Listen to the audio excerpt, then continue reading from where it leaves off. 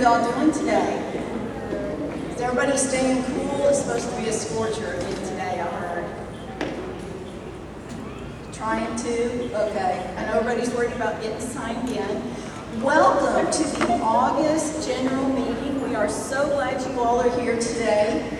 I know that we're going to probably be a little bit short on people today because of the Housing Focused Case Management Series. The first class of the second week is this morning, and it starts at noon, so I don't know if people might show up and then leave early, or if they're just skipping this to go to that. So we may be a little shorter than usual today, but that's okay.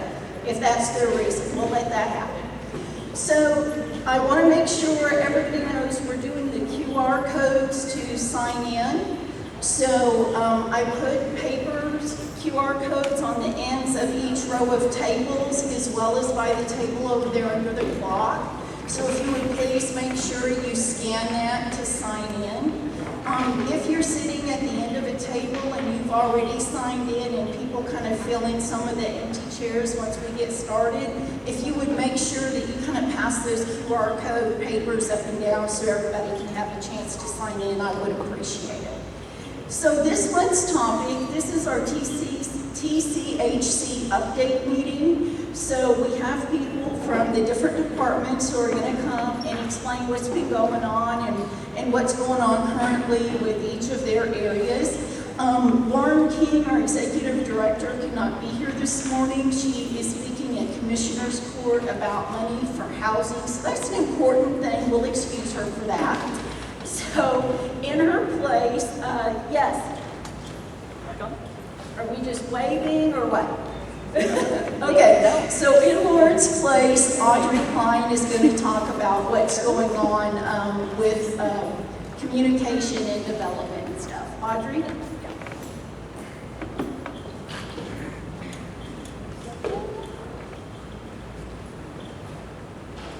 Hi guys. So first, before I talk about my job, I'm a Communications and Development Coordinator at the Coalition. Lauren asked me to just give like a general overview of TCHC. So Homeless Coalition, which you guys most likely know, is the lead agency of the COC. And our mission is to lead the community solution to homelessness in Tarrant and Parker counties by serving as a catalyst for community transformation. So I'm gonna let our wonderful directors and managers explain more about what their department does. I'll just give like a brief overview, but we have Jenny and Shannon who are training, which you guys are probably pretty familiar with. We have our planning department, which works with HUD and does all of our grants and our funding, so that's all important stuff. We have operations, which includes coordinated entry, landlord engagement, our HMIS team. Am I forgetting anybody? Outreach. So you guys also are probably pretty familiar with them. Deborah's not here, but she does our accounting. Me, I'm the communications, so that's kind of our general overview of TCHC. So what I do, I'm in charge of our the funding for TCHC to support our mission. I also do all of our social media and our communications to donors, and more important and relevant to the people here, I plan TCHC events. So things that are coming up, we have our annual awards and appreciation luncheon, which is in December, and it's for all of you, for all the hard work you guys do. It's going to be free again this year, so no one has to pay. It will be December 1st at ACH, just like last year. And then Homeless Memorial is coming up too. That's in December on the 21st at 11 a.m. What else? Hunger Homelessness Awareness Week. We'll have stuff going on with that. That's November 12th through the 20th, I think are the dates on that one. But yeah, I do all our events, fundraising, communications, that kind of stuff. So that's it. Thank you, Audrey. so next we'll have Anthony Hogg, who's the Director of COC Operations.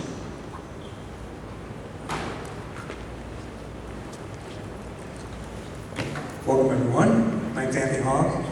You just got told my title. Operations is outside of training. It's probably the department or the programs you know the most. This would be HMIS, which is Bambi, is the manager over there. Port of Entry, Nathan. I'm sure everyone here knows Nathan. He's the manager of Port of Entry. Kimberly was landlord engagement, and you probably know Kimberly too. And Rachel is outreach and benefit specialist. We're the ones that, for the most part, provide the actual direct service to our providers, and some direct service to clients. We try to avoid that, but we do when it comes to our benefit specialists. So I'll let everyone else kind of explain their actual role in their teams. But I manage those people, and they manage other people's. Bambi, you're first.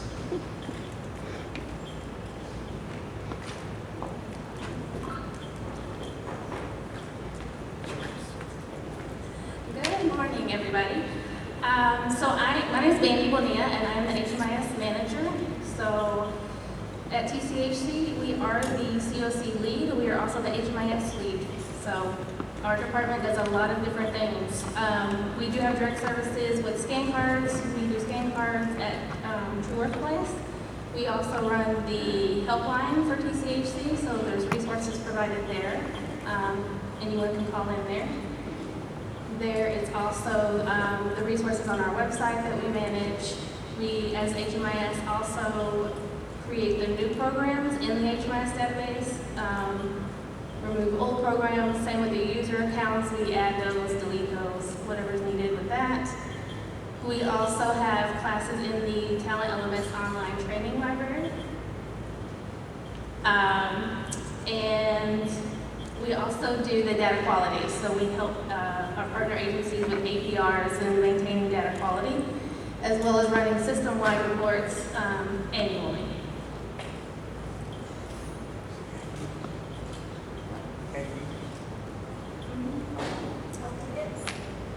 Oh, and help tickets.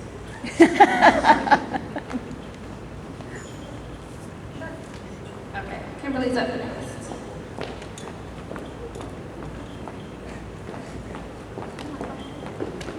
It's a good thing I wore big chunky heels today, just gonna put that on. My name is Kimberly Doty. I am the landlord engagement manager for TCHC. We run our landlord engagement team, which consists of myself, Lindsay Smith, who up till about now primarily focused on Arlington, and she's getting to spread her wings, so y'all can call her anytime for any location now. And then our newest member, and who I often refer to as our unicorn, because she has both property management and social service experience, Kara Wilcoxon, and she's been with us about 7 months now. We were just talking. So us three together, what we do is we try to provide access to housing units with partnerships for with landlords that we've created. We help a lot of folks overcome barriers to housing. A lot of times with our relationships are actually going to be with higher level property owners or management companies or individuals. And so sometimes when you guys have a client that goes and applies and maybe doesn't quite qualify, or they ask for a crazy, insane risk fee or deposit, we have negotiating power to go to our relationships and say, hey, can we do X, Y, and Z? For those of you that don't know, for a landlord that decides to partner with our program, they receive access to risk mitigation funds, which is a pot of money that's up to $1,500 per unit. It is not per individual like DCSF, so it can be used again if the client were to be rehoused at a different location. So they have access to that $1,500. It can cover damages while they are still in housing, if it is creating a barrier to housing and they're at risk of being asked to move. And then we can also help clear up any final balance dues at the end of the lease. Again, because it might be creating a barrier to access housing the next time around, or at their new location. We also manage Pad Mission. For those of you that don't know, Pad Mission is our in-house online housing internet listing site. We currently have 81 landlord partners, I think. If they were all available, all the units were available, it'd be a little over 10,000 units. As of yesterday, there was roughly 250 available in Pad Mission. A couple of exciting things that are coming up in Pad Mission. 2 of them have already been implemented. 1 of them will be rolled out by the end of this week. Is you can now search properties if they are willing to accept COC, rapid rehousing and PSH, or if they're willing to work with PHAs or public housing authorities. So now you can differentiate that search field depending on what type of rental assistance your client is going to be utilizing while obtaining housing. And then the other ask that we heard from you guys that we'll be implementing is the ability to be able to search low-income housing or affordable units or tax credit units or income-based units. That will now be a searchable field. That can be helpful for clients maybe on shorter-term programs like rapid rehousing, so you're getting them into something affordable from the get-go. So once they exit your program, they're more apt to be sustainable on their own if we're putting them in an affordable unit in the beginning.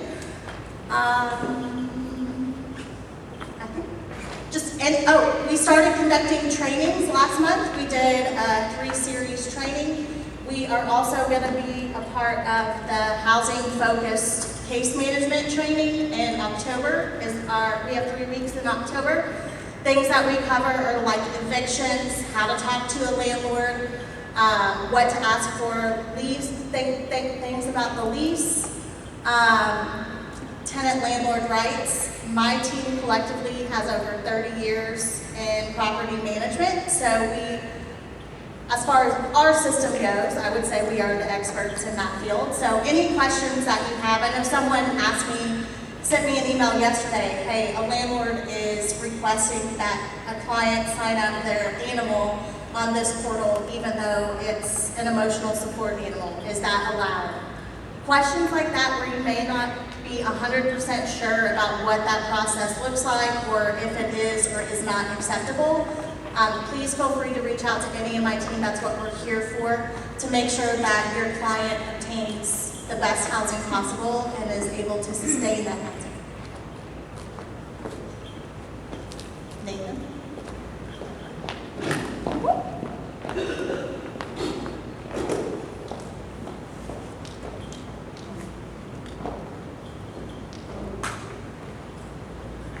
All right, thanks, Kimberly. Hey, everybody.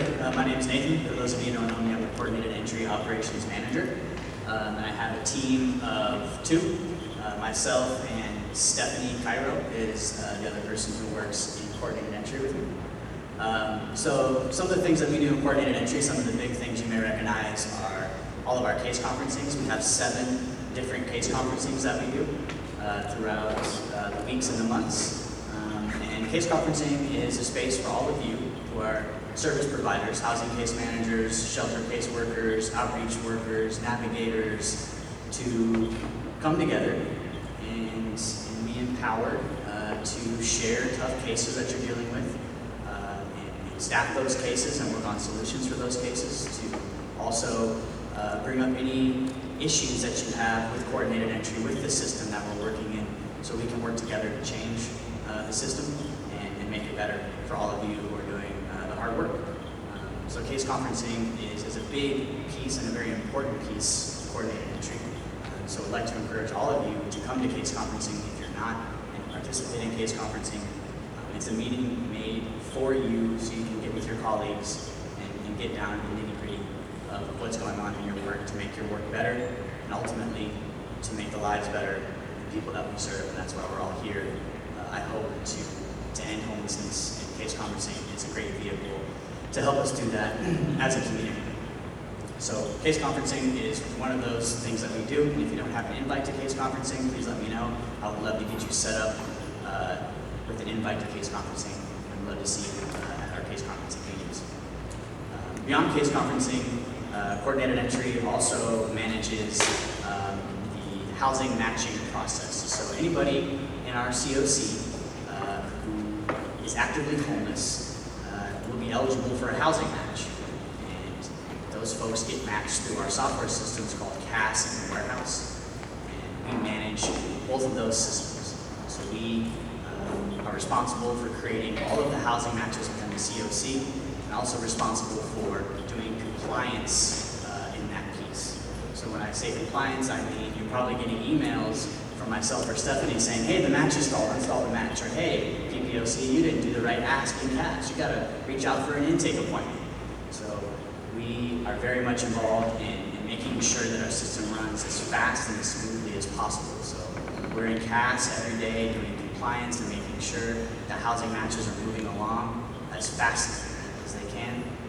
And we're also in Warehouse managing all of the cohorts in the Warehouse that we use for efforts like obtaining IDs for our clients. We manage the PHP waitlist cohorts, as well as the Veterans Admin cohort. A lot of cohorts we have in the Warehouse help Coordinated Entry function and give us an insight into the type of clients that we have in our system and the best ways to serve them. So in addition to CAS in the Warehouse and doing all of the housing matches and case conferencing for the COC, Coordinated Entry also works to change the system and make it better. This system is not perfect. And so we listen to you when you tell us how to make the system better. So every day, Stephanie and I are working on making things better for you, trying to make the system work more efficiently to help our clients in the utmost. So that's kind of a broad overview of Coordinated Entry. I will say too that we also offer monthly trainings. I'm very much involved with the training department and helping them develop their housing case management training. Yeah, so that's a brief overview of Coordinated Entry. If you ever have any questions for me or Stephanie, please let us know. We'd love to hear from you and get your insight about how to make this system better, how to make your job easier. If you have any cool creative ideas related to housing, anything like that, just please let us know. Thank you. I guess I gotta call somebody. Hasn't gone yet. I guess it's Rachel.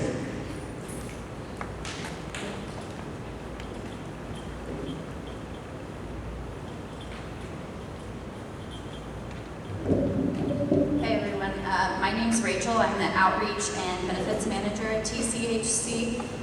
So we have in our community about 10 different outreach teams and about 50 different outreach workers that help people who are unsheltered get connected with different services. So some of the teams focus on a different service like housing versus healthcare versus mental health care, and some of the teams focus on different populations like youth or veterans, and so I try to help coordinate all those efforts and help support the outreach workers who are focused on our unsheltered population.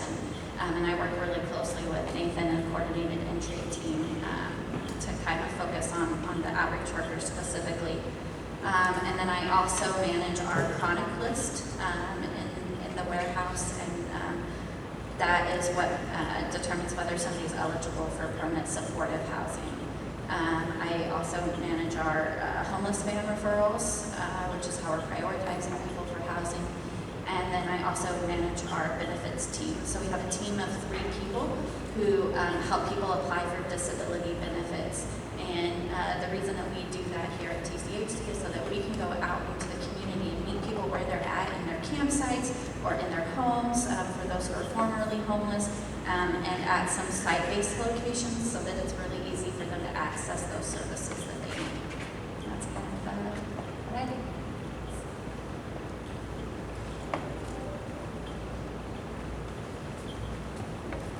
Okay, so that was the COC operations team. Thank y'all. We appreciate it.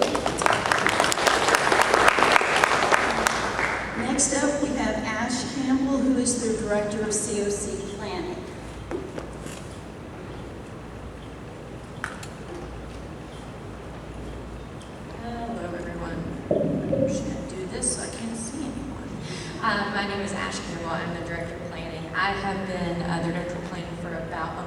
so I hope I can get through this without notes, but I've got them just in case. So I want to tell you a little about myself, because many of you have never met me. I have been a licensed national level social worker working in Tarrant County for about 11 years. I started out at AIDS Outreach Center as a case manager and then a housing coordinator. I moved over to JPS where I was an HIV case manager, and then ended up at the JPS Foundation managing all of the HIV funding that JPS receives. And then I ended up here at TCHC, where I, since October, ran the YHDP funding, which is our funding directed towards youth under the age of 24, and then recently promoted to director of planning. So with me on my team is Stella Pratt and Katie Welsh.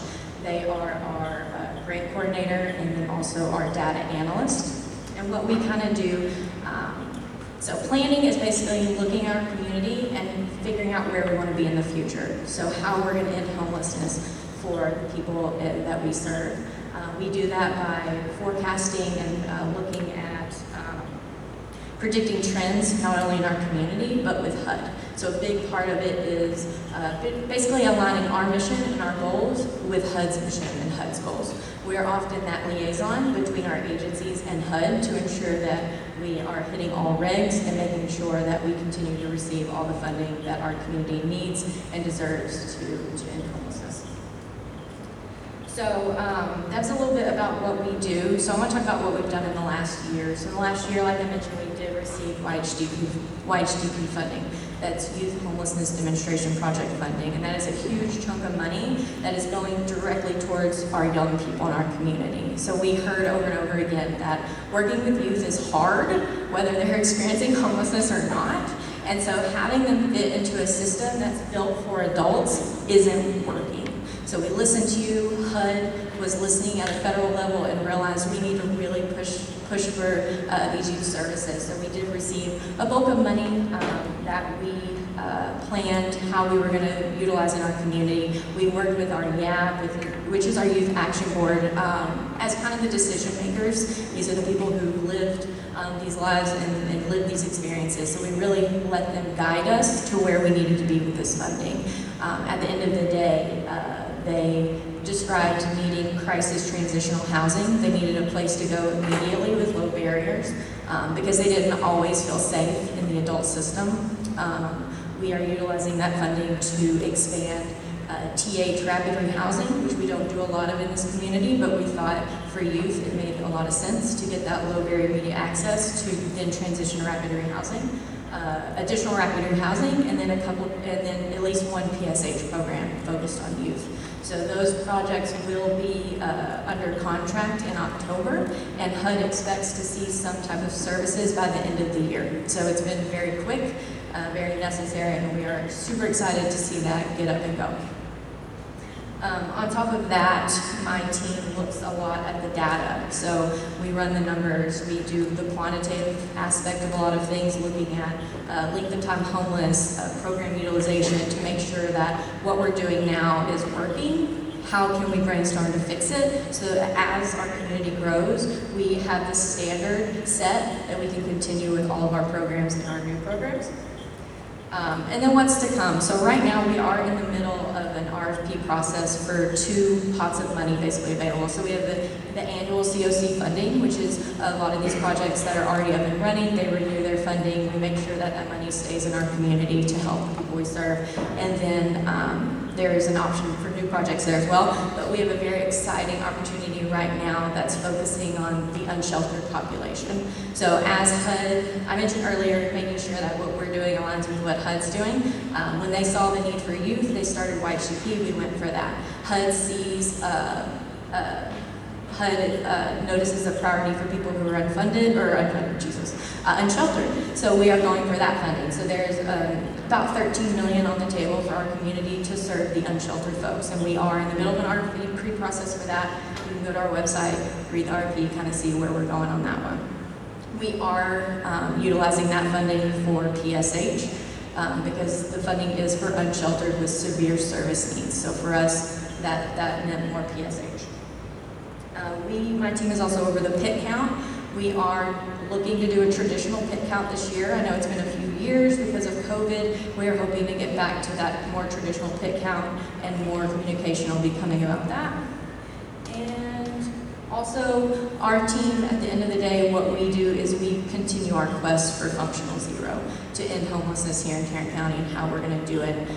So we are always there if people need us. If your agencies, we are the go-tos normally when you have HUD issues, HUD concerns. That is the planning department. So, thank you.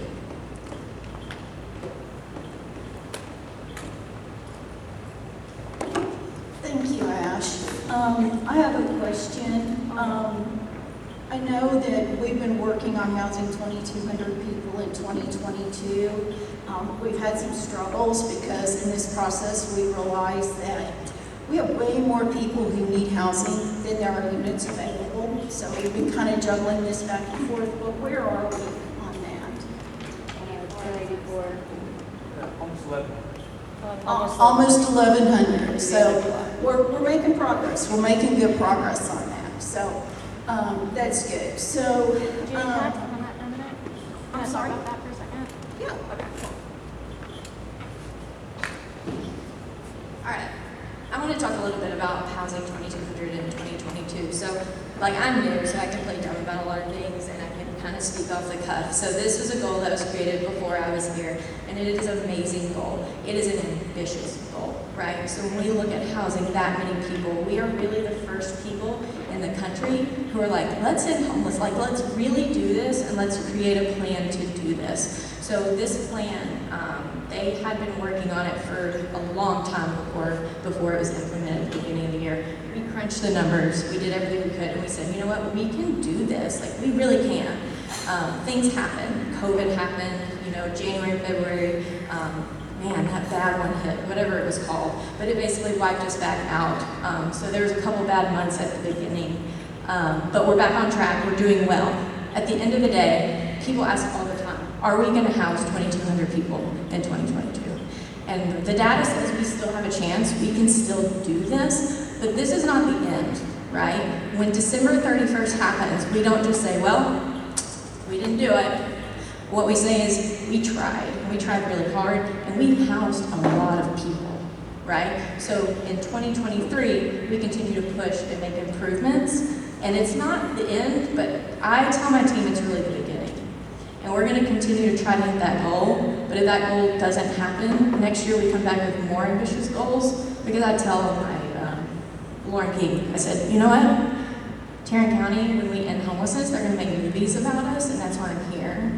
To be like the director of planning, Ash Campbell, helped end homelessness in Tarrant County.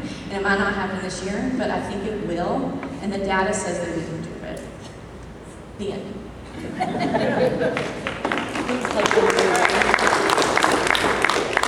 Until I ask another question that she jumps up for. Oh, what's that? Yeah. Okay. So I neglected to introduce myself at the beginning, and I apologize for that. I guess I kind of assume everybody at least knows my name, if not my face.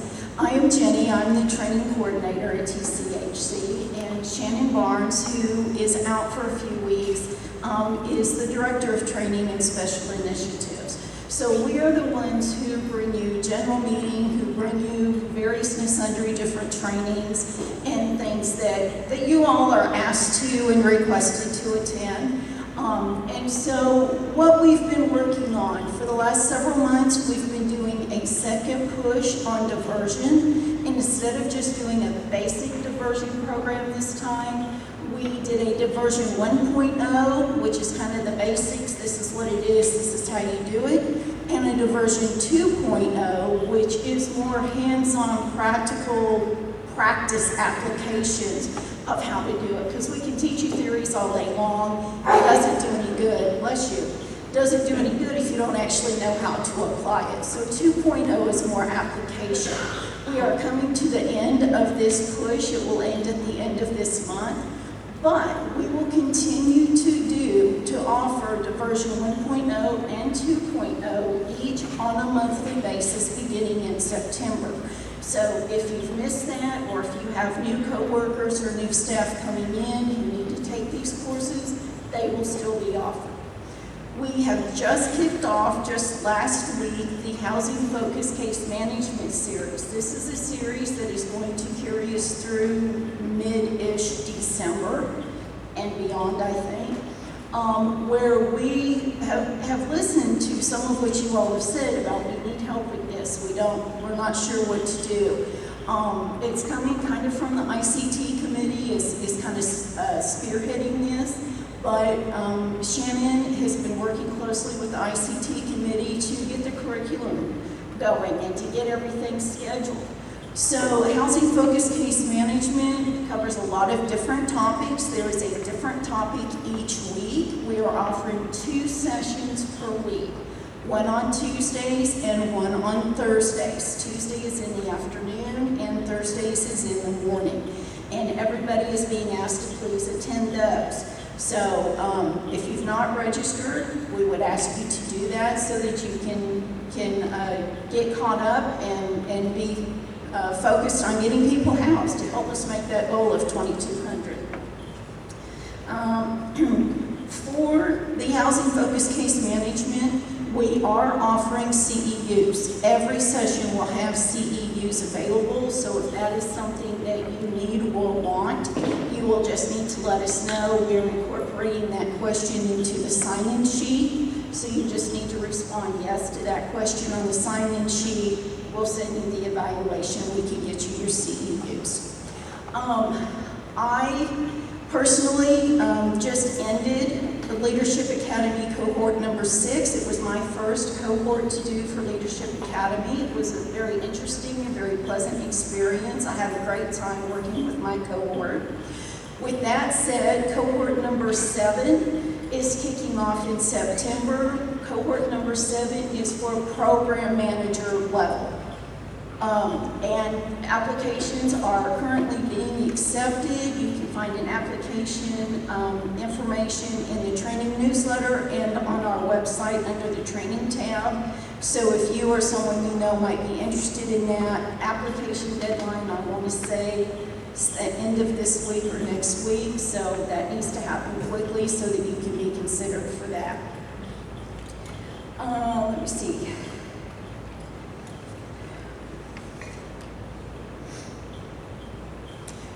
We are also offering some other courses that kind of sort of go along with the Housing Focused Case Management. Like this past week we did, if I can remember what it was called, cultural competency, humility, and responsiveness. Kind of sort of ties into Housing Focused Case Management because we all need that when we're working with clients.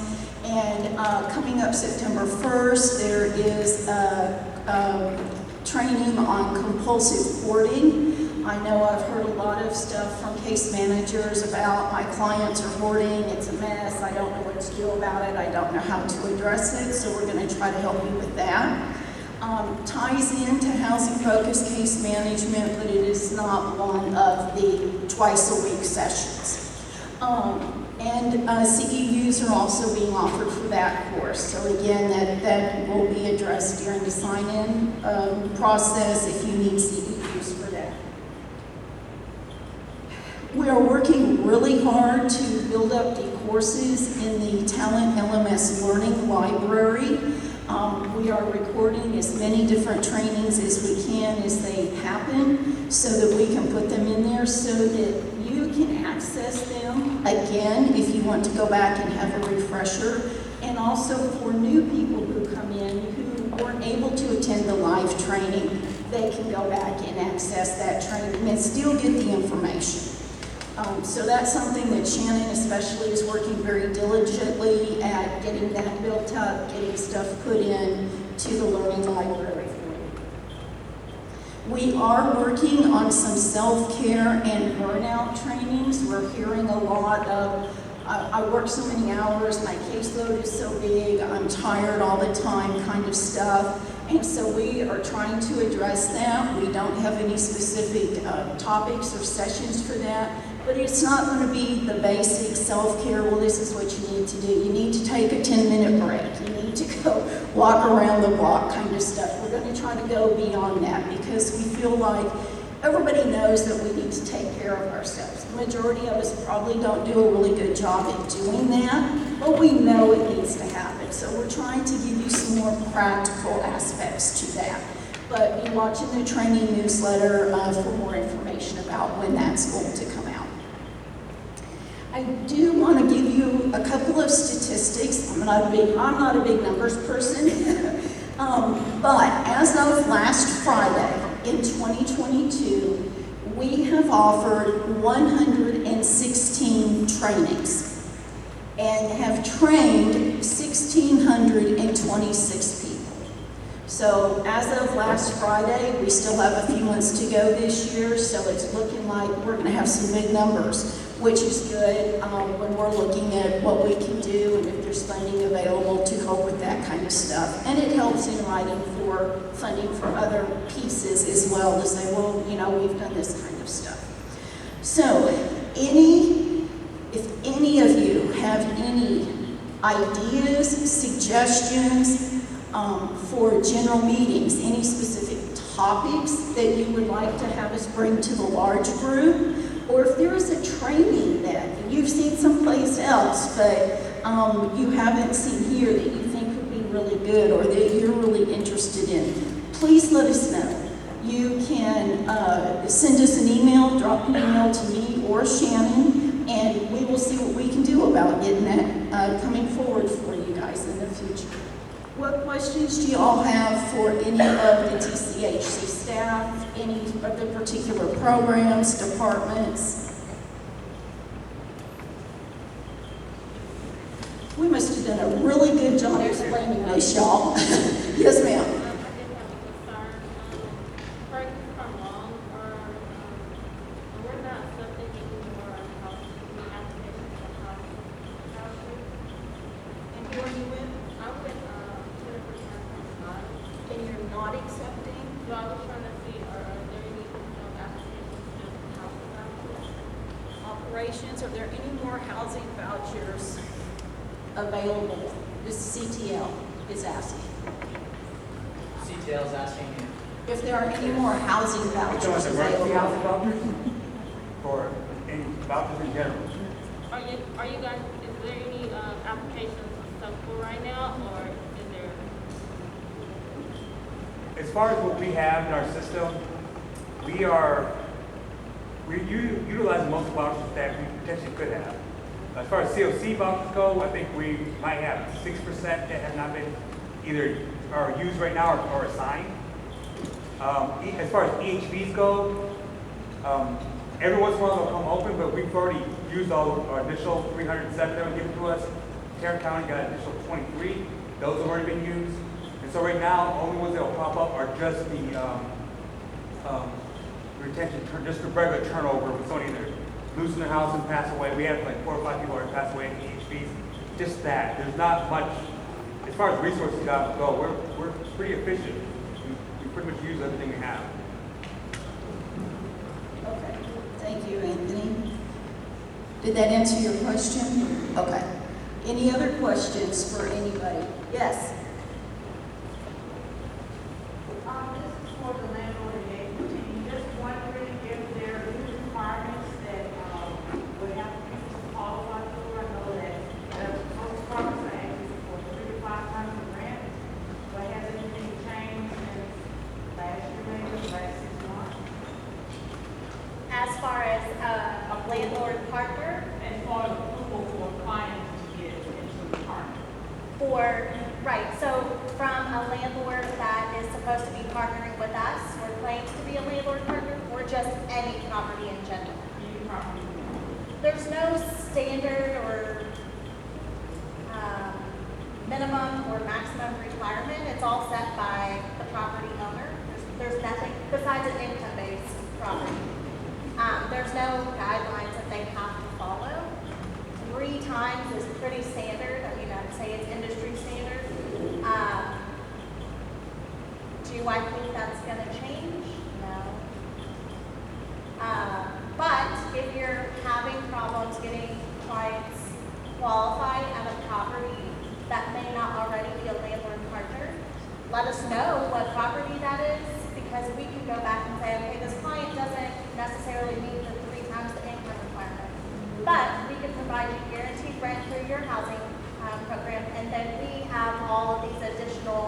services and supports that we can offer you, the landlord, to kind of help fill in those gaps. So that